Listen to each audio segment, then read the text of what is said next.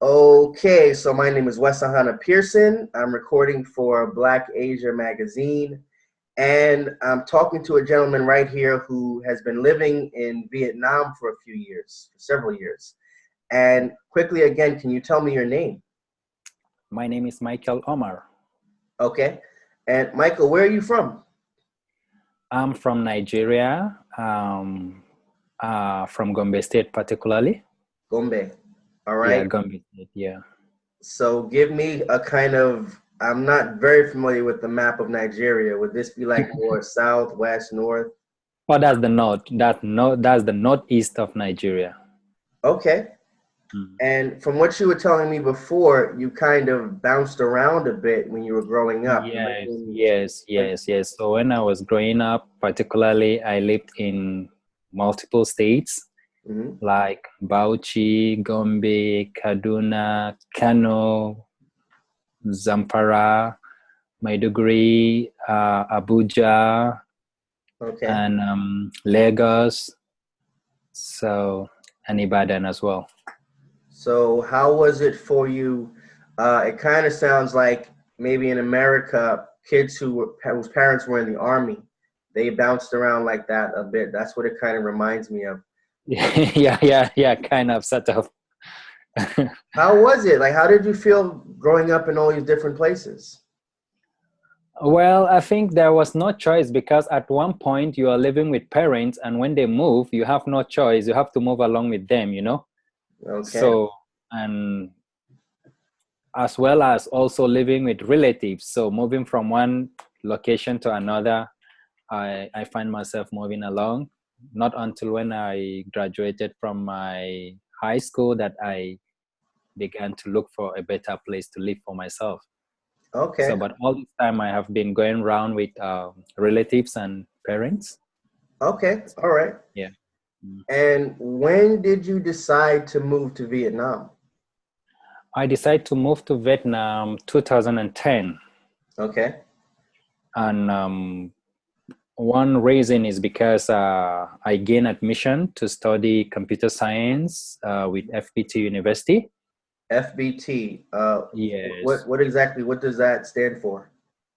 Yeah, so actually it used to be financial promoting technology, but I think they have just made it like a brand name to just be FPT University. Mm-hmm. So, but the initial meaning for that is financial promoting technology. Okay. Yeah. So, did you always want to go to Vietnam, or did you have any other countries in mind that you wanted to check out or visit? Actually, lots of countries in mind, but another thing is when you look at the financial status at that time and for Mhm. the programs, so Vietnam seems to be the only affordable option for me at that Okay. time. So that was why I decided to pick Vietnam for the studies because I can afford it at that time. Okay. Excellent. Very good. Yeah, Very good. yeah, So, have you seen? Because I think you went through this program. The gentleman that you and I both know, Stanley, he also went through this program. Have you yeah. seen a lot of people come from Nigeria or from other states also and use this program to live in Vietnam? Generally, there were more than 200 Nigerians that came to this program in the same university. Excellent. Very good. Okay. Yes, and I can say that over 50% of them, after studies, find something to do and live in Vietnam. Excellent. Okay. All right. So most of these people are living there now, and they're working in the technology field, which is what they studied. Not all of them are working in the technology field because I think there is one challenge that is affecting most Nigerians, particularly Hmm. when it comes to having a solid background on either software development or on IT. So I can say out of 50, there are always maybe 10 or 15 people who are working in the IT industries, while the other percentage tend to look for other jobs like teaching, which is Okay. more common in this part of the world, Okay. and they're doing Yes. well with it. So, so Okay. that is what is happening. It's a kind of way of survival. So if you think you cannot really cope up with the IT industry, then the easiest way you can do is to just move into the English teaching jobs around. All right. And tell me, if you could tell me, like, when you say that having a solid background in IT is kind of stopping a lot of guys from your country from landing the job there in Vietnam, can you tell me a little, like, what do you mean exactly? Like, what's stopping them? So actually, from the experience, like there is no solid background on IT courses for most Nigerians who are coming. Like even somebody who has a qualification of HND in computer science, Okay. when he comes here, it's difficult for him to even write a basic programming language. So those things have been a limitation. So I think it's the foundation, the foundation from back home. So, but there are most people who were able to pick up and are really doing well. Okay. Yeah. So sometimes I think it depends. Actually, the foundation is there, but the orientation and the mindset of people is also another thing. So, at a point, because I also worked with the university when I was working, so at a point they told me that I think it's not because we had students who already had HND in computer science. And then when they were tested, they were unable to pass the examination. Okay. But they already had HND. So those things also affected. So most people who come with either HND or ND, they tend to find problems. But people who come in for 3 years program, starting from year one, most of them don't have much problem because they get the foundation here. Right. Okay. So that's the key when learning. Yeah, that's the key. Extended program and learning when you're there in Vietnam on the ground. Yes. I'll give you a better shot at landing a job. Yeah. Excellent. Okay. All right. Thank you very much for sharing that with me. So you've been in Vietnam for about 7 years now. 7 years. Yeah, sure. Where else have you traveled to in Asia or just outside of Nigeria, period? I have traveled to Malaysia. I have traveled to Bangkok. Okay. Yeah, Thailand. And also to China. Right. Yes. Okay. All right. Yeah.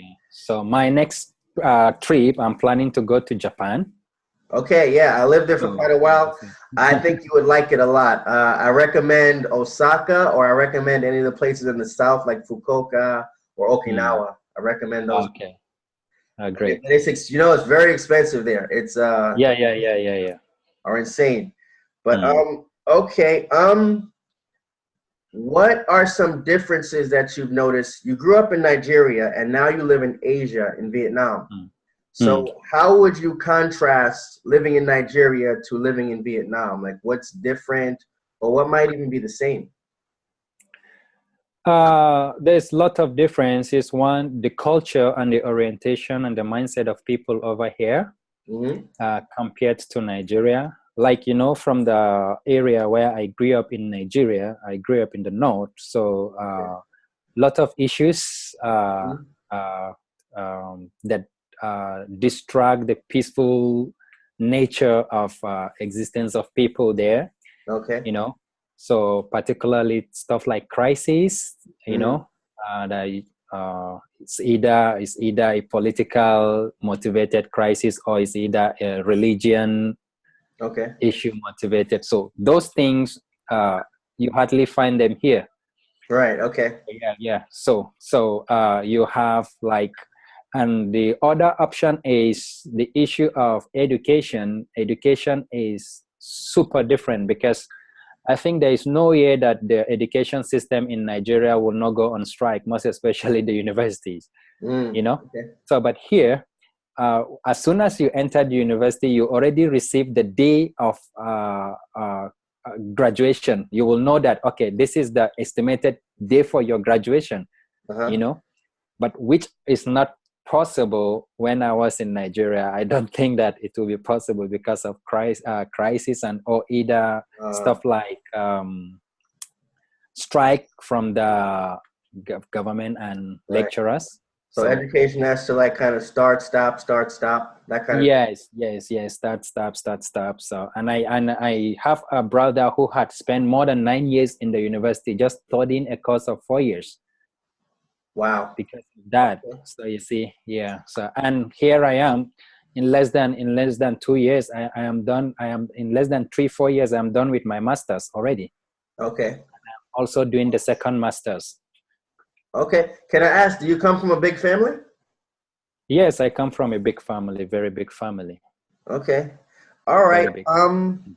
Okay, so moving along with the questions, so now can you describe for me what you're doing in Vietnam right now? You're working as a programmer, or like what from day to day, what are you doing now? Okay, right now I work as a lecturer, computer science Oh, in the excellent. Very same good. Very university. good. Okay. Yeah. So I teach computer sciences for the same university I graduated from. Very good. And at the same time, I had started my second master's program in a different field entirely with a Japanese university here in Vietnam as well. Okay. So while I still work with the university, I also have a side business that I registered right now with Vietnamese authority. Okay. And I want to see how I can broker between Vietnam and Nigeria in terms of promoting education systems, curriculums, and computer-related programs. Okay. Yeah, And so how that is. long have you been operating this side business? This side business has just been launched, like not quite long, let's say 2 months. We just finalized the registration of the business. Okay, excellent. So, but all in all, before the registration, we've been trying to make some contacts and to see how we can move it.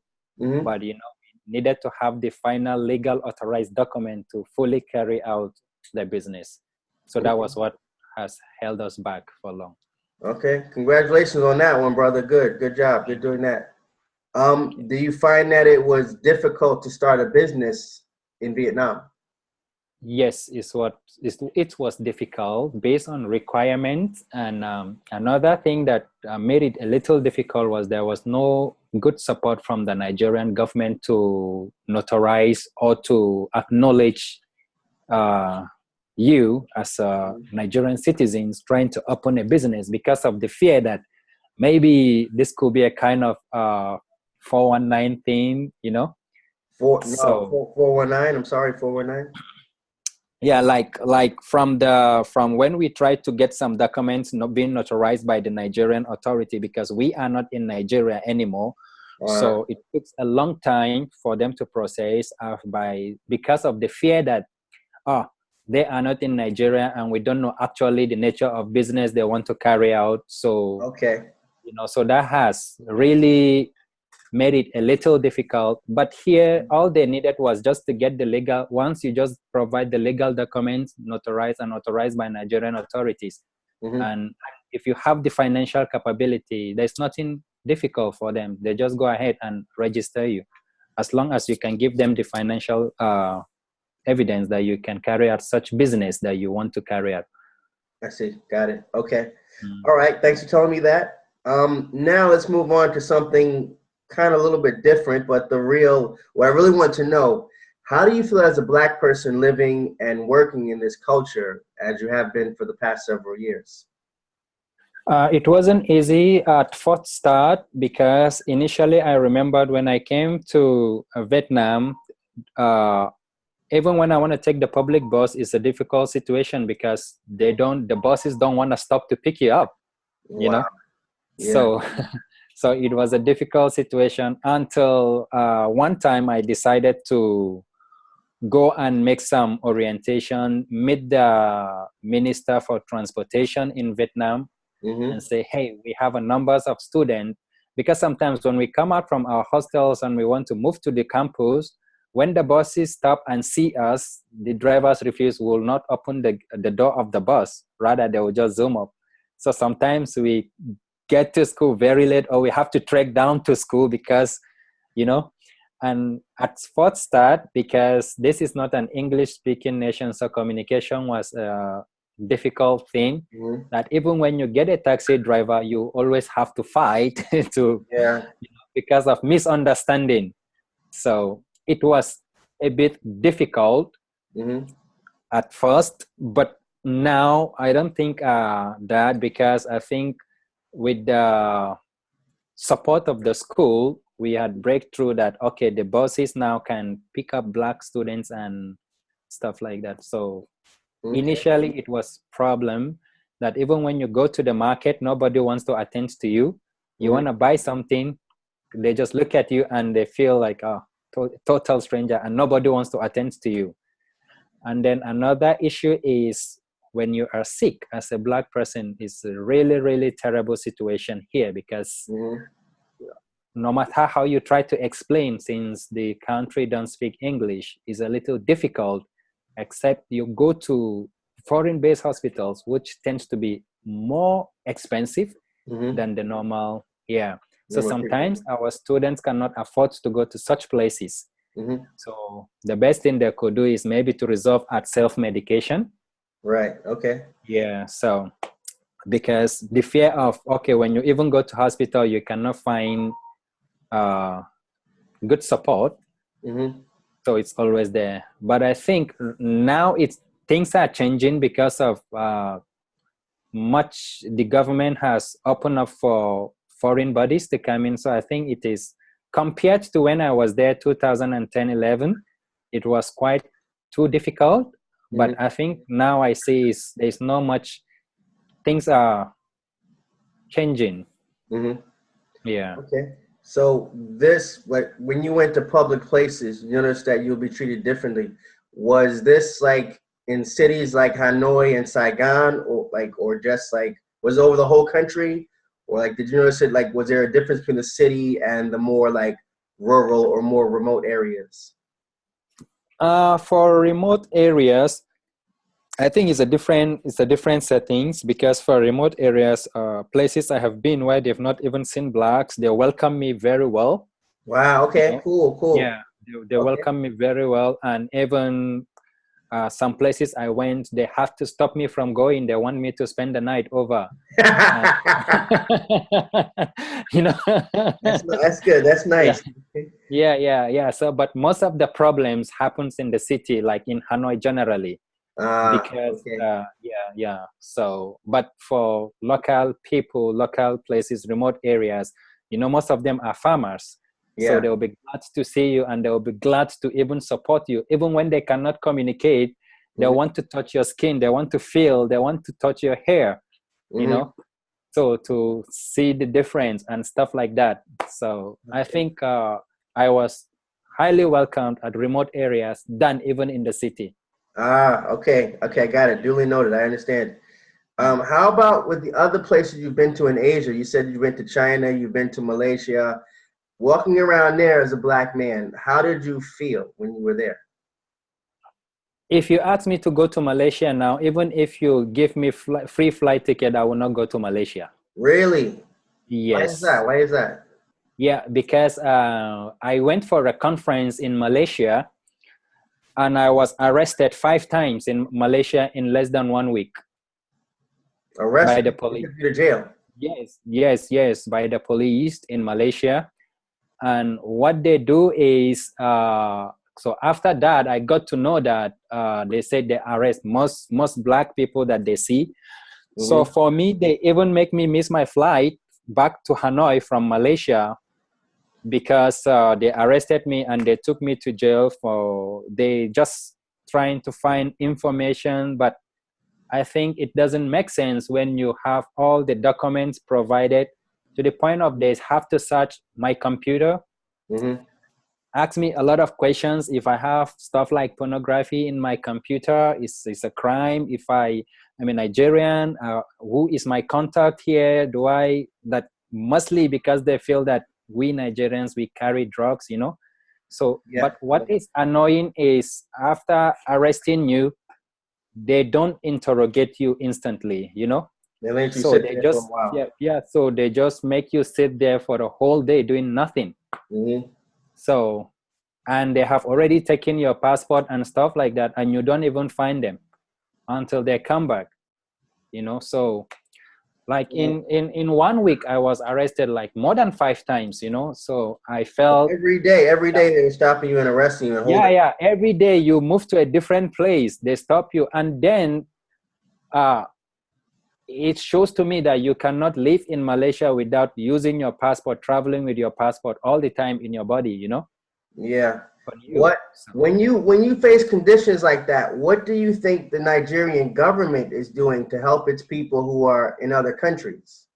Are they doing it? well, at that time, I tried to call the Nigerian embassy in Malaysia, Mm-hmm. and seriously, there was no any support that came from the Nigerian authority. And I tried to explain, and even before coming to Malaysia, I Mm-hmm. have contacted the embassy and let them know that okay, I'm coming for social conference. These are my position, and I'm presenting in social university. Yeah. You know, so and then when I moved to when I got to Malaysia, I got arrested. I tried to contact the embassy and say, hey, this is the situation at hand. But then nobody responded. They said they will get back to me, and then nothing. And then when I call back, they don't pick my call. And now, so the police felt that, hi, if the embassy cannot talk to you, then, you Yeah. know, And you have no so, protection, you have no help. yeah. So they really put me in a really bad situation. So I couldn't finish the program. So I had to just tell my university, I want to come back to Vietnam. I didn't finish the program Yeah. because it was so irritating and annoying for me. Yeah. And infuriating kind of thing that will make you Yes, angry. yes. And secondly, the embassy here in Vietnam asked me to give a support by collecting some passports for some Nigerians whom they renewed their passport in Malaysia. Mm-hmm. And they gave me the authorization to carry those passports, and I got arrested even by the police. So calling back the embassy and say, hey, these people have arrested me because they saw me with multiple passports, Mm-hmm. even though I have given them the authorization that you people have given me. Can you talk with them? There was no support on time. The Mm-hmm. support came very late after I must have missed my flight and stuff like that. Right. Yeah, so that is my actual experience. Okay. All right. Let's turn to something a little bit more positive. Since you've been in Vietnam, what other kinds of jobs and what businesses do you see Black people doing over there when you're in Vietnam? Uh, Basically, in Hanoi, Mhm. Black people don't do much businesses apart from teaching and working. Okay. But places like Saigon that I have been, I have seen a lot of Black people doing a lot of buying and selling of goods, products, Mm-hmm. clothes, shoes, fashion, stuff like that. Okay. So, and I've seen like the high popularity or the high community that does that are in Saigon. Okay. Yeah. All right. Okay. Can you tell me one thing that you really enjoy or that you really love about Vietnam? Well, it's just very simple. Vietnam is very peaceful. Yeah. Okay. Quiet from day to day. Yeah, Not too many people quiet. to worry Yeah, about. yes. Nothing to Prices and worry. options. Like I was kind of impressed. Like you can get a very nice apartment for a very low price. It's yeah, Of course, yeah, of course. Surely, yeah. surely. A lot of Yeah. space. The cable TV, washer, everything for a pretty low price. Yes, internet, That's free internet is there 24 hours, and light, which is most importantly. yeah. Yeah. So the social amenities are there for us to enjoy. So I think that really makes a difference. Mm, okay. Yeah. Mm. All right. So, what kind of people would you recommend to go to Vietnam? Like, for example, is it better for students? Is it better for backpackers? Is it better for business people? So if you have to recommend people when they go to Vietnam, which kind of people do you think would benefit the most from living there or visiting there? I think businessmen and students. Ah, okay. Yeah, businessmen and students. Why I say businessmen? Because Vietnam is close to China and a Yeah. lot of products, So if you can not do business in China, you can as well do it in Vietnam, because I think I don't see much difference because those products are being shipped here as well, And then for students, I think most especially because I'm in the field of technology, I believe that most of the universities in Vietnam that I have seen that are teaching technology courses are practical oriented. Okay. So it will be an excellent thing to bring students to come and have this hand-on experience, practical, you know, Okay. and then if they go back home, they have something to really, Yeah, a marketable skill that they have. They can yes, pay to earn more yes. money. For students, I think it's great for students, but for backpackers, maybe they just want to come and experience a change of culture or something, or they just want to come for tourism. Yeah. That is good because tourism is also a way of knowledge, so they can see things that we don't have, and as well maybe go and Okay. All right. recommend. Okay. All right. Thank you for sharing all that with me. Plans for the future. Looking out for the next maybe couple of years, what direction do you want to take, or where do you plan to go from here? Well, I plan to do my PhD. Oh, excellent. Wow. Yeah. Very good. Yes. So, and right now, like I said, I was supposed to start the PhD, but then the course of interest will not be open until 2019. Oh, wow. Okay. You have to wait. So instead of just waiting for that, I decided to have a second master's in a different field. Okay. Yeah. So while I teach, I also study the master's program. And the reason is because I'm able to get up to 50% scholarship for that. And it is within my means to pay the tuition. So it wasn't expensive. So I felt, okay, why not just, instead of waiting for this course of choice that will be open in 2019, why not do something before then? Okay. Yeah. I didn't even ask you, how old are you now, if you don't mind me asking? How old are you? I'm 37 now. Okay, close to me. I'm 35, close to me.